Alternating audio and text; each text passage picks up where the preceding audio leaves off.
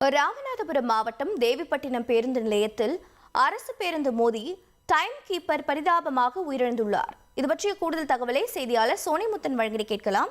சோனிமுத்தன், வணக்கம். முதலில் இந்த விபத்திற்கான காரணம் என்ன? விபத்தை ஏற்படுத்திய நபர் மீது என்ன நடவடிக்கை மேற்கொள்ளப்பட்டிருக்கிறது?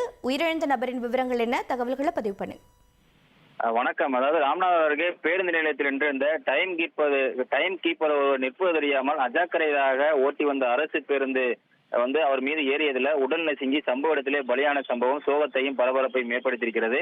ராமநாதபுரம் மாவட்டம் தேவிப்பட்டினம் அருகே உள்ள கொத்தியார்கோட்டை பகுதியைச் சேர்ந்தவர் ராமு. இவர் தேவிப்பட்டினம் பேருந்து நிலையத்தில் பல ஆண்டுகளாக தற்காலிக டைம் கீப்பராக பணியாற்றி வருவதாக கூறப்படுகிறது. இந்த நிலையில வழக்கம் போல் இன்று அந்த பகுதியில் நின்றிருந்த போது ராமநாதபுரத்திலிருந்து நாகப்பட்டினம் நோக்கி சென்ற அரசு பேருந்து ஒன்று சென்றுள்ளது. அப்போது டைம் கீப்பர் ராமு நிற்பதை கவனிக்காமல் பேருந்து ஓட்டுநரின் அஜாக்கிரதை காரணமாக அவர் மீது அரசு பேருந்தானது ஏறி இறங்கியுள்ளது. இதில் உடல் முழுவதும் நசுங்கி சம்பவ இடத்திலேயே பலியான சம்பவம் சோகத்தை ஏற்படுத்தும் விதமாக அமைந்திருந்தது. இது குறித்தான சிசிடிவி காட்சிகளும் தற்போது வெளியாகி பரபரப்பை ஏற்படுத்தியிருக்கிறது. மேலும் அந்த பேருந்தை ஓட்டி வந்த விபத்து ஏற்படுத்திய ஓட்டுநர் அருகில் புறப்படுவதற்கு தயாராக நின்றிருந்த அரசு பேருந்தில் ஏறி தப்பி ஓடியுள்ளார்.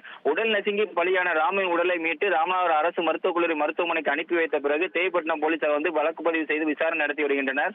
ஏழ்மையான குடும்பத்தைச் சேர்ந்த நபர் ஒருவர் டைம் கீப்பராக வேலை பார்த்த நபர் ஒருவர் மீது அரசு பேருந்து ஏற்றி பலியான சம்பவம் சோகத்தை ஏற்படுத்தியிருக்கிறது.